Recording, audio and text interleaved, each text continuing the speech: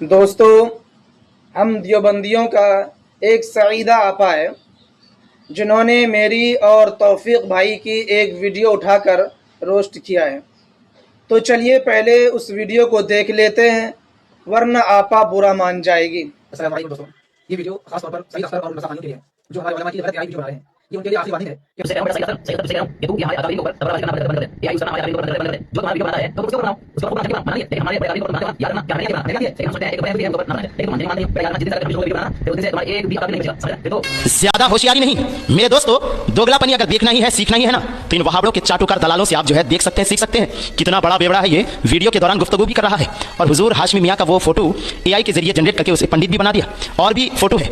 मैं इन जैसे दोगलापनी वहाबड़ों से कहना चाहूंगा कि तुम वो लोग हो कि अगर बाप के सामने बेटा चोरी करता है, बाप के सामने बेटा डाका डालता है कहीं, तो बाप कहेगा कि मेरा बेटा निर्दोष है। ठीक है, सिर्फ एक वीडियो को मैंने एआई के जरिए जनरेट किया, उसे नचाया, तो तुम्हारी मैया निकल गई। और तुम लोग तो एआई का सहारा शुरू से ले रहे हो। तुम तो चैट जीपीटी का सहारा अभी से नहीं, बल्कि तुम अशरफ अली थानवी के दौर से तुम ले रहे हो भाई, पता है तुम लोगों को।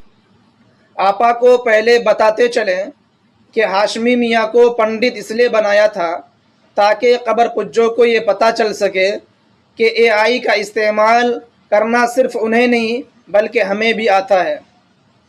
सईदा आपा इस वीडियो में उलमाए देवबंद पर यह इल्ज़ाम लगा रही है कि अशरफ अली थानवी ने एआई का इस्तेमाल किया है। खैर, ये कोई नई बात नहीं, क्योंकि उनके बड़े अब्बा भी उलमाए देवबंद पर इल्ज़ाम लगाते लगाते मर गया बेचारे, लेकिन कुछ भी बिगाड़ नहीं सके और ना ही उनकी आने वाली नस्लें क़यामत तक कुछ बिगाड़ पाएगी।